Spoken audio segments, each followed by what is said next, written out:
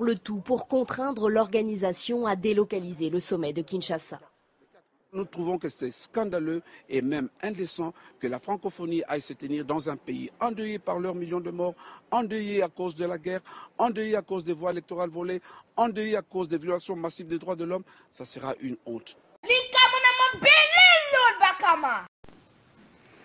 Bonjour Monsieur Tsimbalanga. Oui, bonjour, c'est Tsimbalanga. Monsieur Tsimbalanga, excusez-moi. Non, de rien. Merci d'accepter de donner votre interview au journal du Dauphiné Libéré. Au préalable, je souligne que vous êtes président de l'association Convergence pour l'émergence du Congo, une association française qui défend la cause de la République démocratique du Congo. Ma première question est la suivante. Monsieur Kabila reste au pouvoir, qu'en pensez-vous? Oh là, Kabila, c'est une carte périmée. Non, non, non. Kabila, c'est du passé. Il n'a plus le pouvoir, ce n'est plus la peine d'en parler, comme vous le dites. Préparons l'avenir. Je m'explique. Vous savez que la Constitution de la République démocratique du Congo prévoit dans son article 70 que le président de la République est élu pour un mandat de 5 ans renouvelable une seule fois. Mais je vous informe aussi que M. Kabila est arrivé à la fin de son deuxième et dernier mandat, c'est-à-dire celui de 2006 et de 2011 cumulés. Or, je vous informe que M. Kabila n'a pas voulu respecter la Constitution. Les fonds qui ont été alloués à la CENI c'est la Commission électorale nationale indépendante, donc je disais donc les fonds qui ont été alloués ont été volontairement détournés. Cette Commission électorale nationale n'a pas convoqué les élections dans les délais constitutionnels, selon l'article 73. Donc, pour moi, M. Kabila est une carte périmée. Et que dit précisément cet article 73? Bon, écoutez, l'article 73, qu'est-ce que je peux dire? Je me rappelle très bien. Oui, cet article parle de la convocation des élections 90 jours avant l'expiration du mandat du président en place. De ce fait, M. Kabila n'est plus président de la République depuis le 20 décembre 2016. Actuellement, ce que je peux dire actuellement, il ne peut plus engager la République démocratique du Congo du fait qu'il est aujourd'hui illégal et illégitime. Et pourquoi, d'après vous, la Cour constitutionnelle valide le fait qu'il doit rester en place jusqu'à l'élection d'un nouveau président élu? Oui, ça c'est un grand problème. Vous savez que les institutions au Congo sont inexistantes. Vous savez, toutes ces institutions sont d'abord illégitimes. Et vous savez, je veux parler comment est-ce que cette Cour constitutionnelle a été mise en place. Tout ce que je peux vous dire, en fait, la Cour constitutionnelle a fait allusion à l'article 70 pour rendre sa décision. Cet article dit que le président de la République reste en fonction jusqu'à l'installation du nouveau président. Or, l'article 70 en question est complémentaire à l'article 73 qui parle de la convocation des scrutins 90 jours avant l'expiration du mandat, comme je vous l'ai dit tout à l'heure. Qu'est-ce que je peux dire? Les deux articles sont liés. N'ayant pas convoqué les élections dans les délais constitutionnels, l'article 70 auquel s'est appuyée la Cour constitutionnelle ne s'applique donc pas. On est là face à une violation grave de la Constitution. Bien. Alors, si vous ne reconnaissez pas la légalité et la légitimité de M. Kabila, premièrement, pourquoi discuter avec lui? Et deuxièmement, que faut-il attendre de la rencontre avec la CENCO, qui signifie Conférence épiscopale nationale du Congo? Oui. Pourquoi discuter avec M. Kabila? Qu'est-ce que je peux vous dire? D'abord, s'il faut discuter avec lui, c'est tout simplement parce qu'il est en place. Il est là. Du fait qu'il est le président sortant, d'abord, pas autre chose. Il faut savoir que nous sommes en plein vide juridique au moment où je vous parle. La période de transition a déjà débuté de fait. Donc il est une période de transition de fait depuis le 20 décembre. Tout ce qu'il faut, c'est essayer de donner un cadre consensuel à ce vide juridique pour le combler. Et c'est de cela qu'il s'agit dans la rencontre avec les évêques de la CENCO. L'objectif est de préparer les élections à court terme, c'est-à-dire avant la fin de l'année 2017. pas autre chose. Et concrètement, est-ce que vous attendez une aide de la communauté internationale? Bien sûr qu'on a toujours besoin de l'aide de ses partenaires pour pouvoir mieux avancer. Et surtout dans cette période trouble dans laquelle nous nous trouvons, je pense que l'aide de la communauté internationale sera la bienvenue. Ici, j'aimerais parler personnellement au nom de l'association Convergence pour l'émergence du Congo dont je préside. Donc je tiens personnellement à remercier les États-Unis d'Amérique et l'Union européenne, notamment la France aussi, le pays dans lequel je me trouve, pour leur implication significative dans la recherche des solutions de paix dans la région des Grands Lacs en général et de la République démocratique du Congo en particulier. Je dirais même que les balais diplomatiques qui ont été déployés ces derniers temps ont permis aujourd'hui que nous puissions même arriver à ce dialogue au niveau de la CENCO pour concrétiser la résolution 2277 des Nations Unies sur un accord global inclusif. Donc voilà pourquoi je voudrais justement, je disais donc que l'aide de la communauté internationale serait le bienvenu. Mais monsieur le journaliste, permettez quand même que je saisisse un peu l'occasion de votre micro pour parler du peuple congolais dont on ne parle pas assez.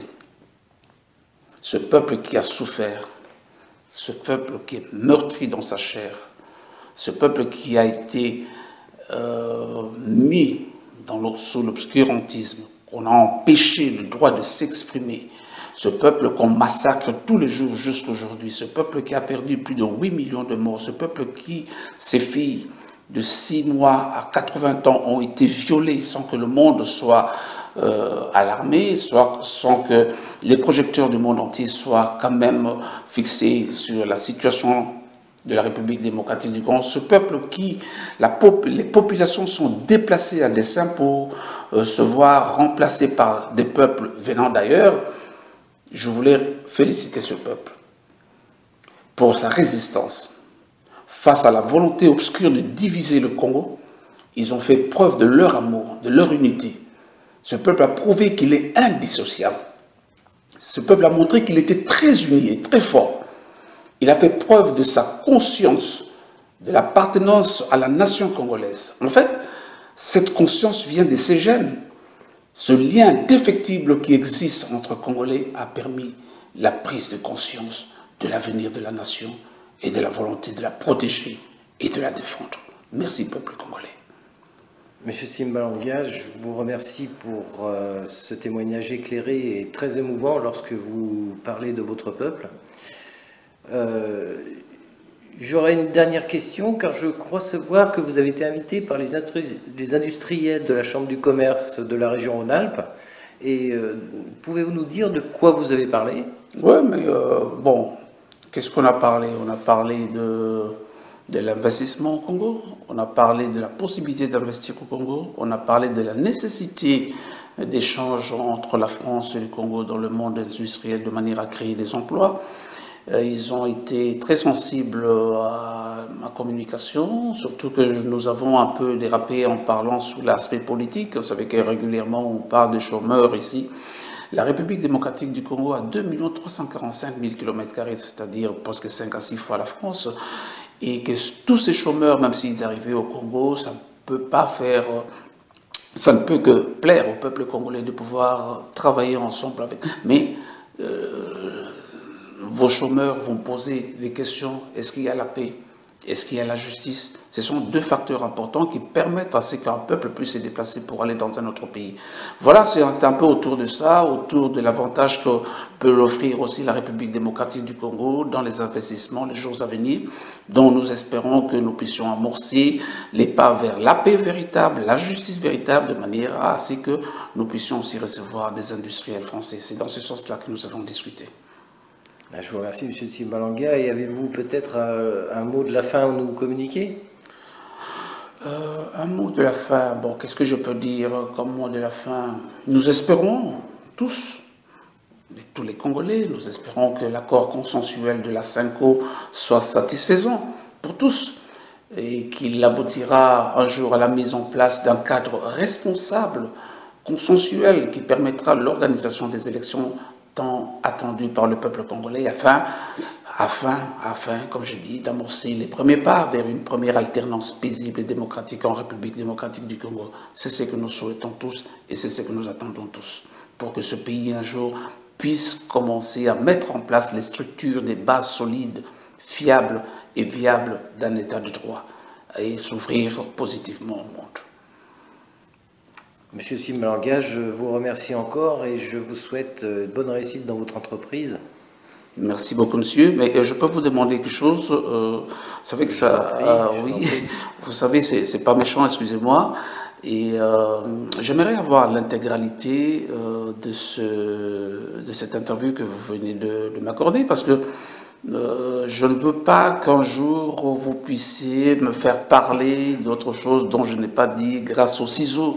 Vous savez, alors les journalistes, vous êtes très forts pour pouvoir faire parler à quelqu'un ce qu'il n'a pas dit. Permettez que je puisse vous le demander, parce que d'abord, je dois le justifier au sein de ma base. Et je dois aussi communiquer aussi avec mon peuple au niveau des réseaux sociaux, si ça ne vous dérange pas. Ah ben c'est entendu, monsieur Simbalanga, comptez sur moi, je vous aurai l'intégralité de notre échange, je vous les communiquerai personnellement. Merci beaucoup, monsieur. Merci beaucoup. Merci à vous. Merci, monsieur.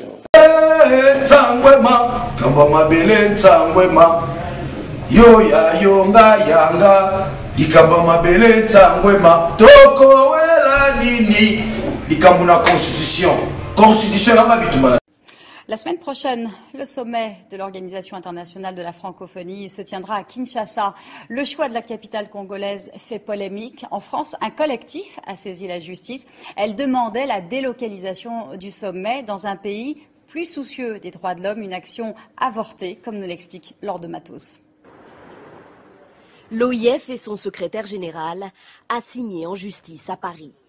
L'association CEC et son président n'ont pas hésité à tenter le tout pour contraindre l'organisation à délocaliser le sommet de Kinshasa.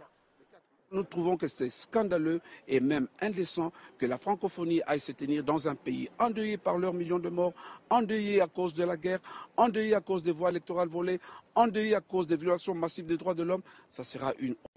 La semaine prochaine, le sommet de l'Organisation internationale de la francophonie se tiendra à Kinshasa. Le choix de la capitale congolaise fait polémique. En France, un collectif a saisi la justice. Elle demandait la délocalisation du sommet dans un pays plus soucieux des droits de l'homme, une action avortée, comme nous l'explique Laure de Matos. L'OIF et son secrétaire général assigné en justice à Paris. L'association CEC et son président n'ont pas hésité à tenter le tout pour contraindre l'organisation à délocaliser le sommet de Kinshasa.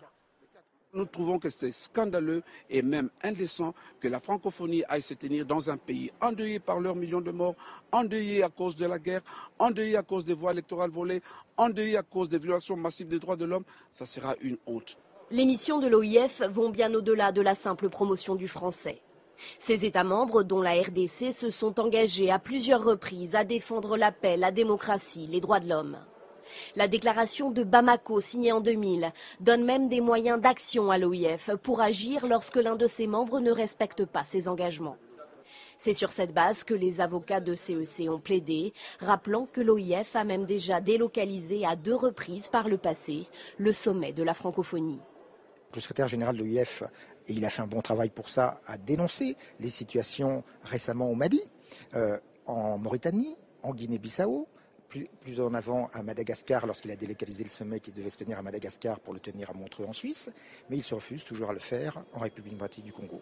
L'initiative de CEC n'a pas abouti, mais elle a fait l'unanimité au sein de la diaspora congolaise de France.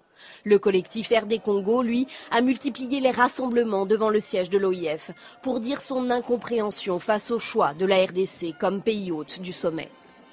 Comprenez bien, nous ne sommes pas contre l'OIF, nous ne sommes pas contre le sommet, mais nous sommes contre la tenue du sommet à Kinshasa. Boycotter un acte symbolique, c'est ça que vous attendiez? Vous ne vous attendiez pas à ce qu'il y ait délocalisation, mais peut-être que le président français réagisse autrement, très rapidement? Mais nous demandons simplement à M. François Hollande d'être conséquent avec lui-même, d'être en cohérence avec ses propres propos. Il s'est présenté comme un président normal. Il a dit, moi, président, je ne m'assoirai pas à côté de dictateurs. Demain, M. François Hollande va s'asseoir à côté d'un assassin au nom de la France. C'est à lui d'en prendre toutes les conséquences. Merci. Je crois qu'on a très bien compris votre message, mais c'est la fin de cette édition africaine. Excellente suite de programme à vous tous sur TV5 Monde.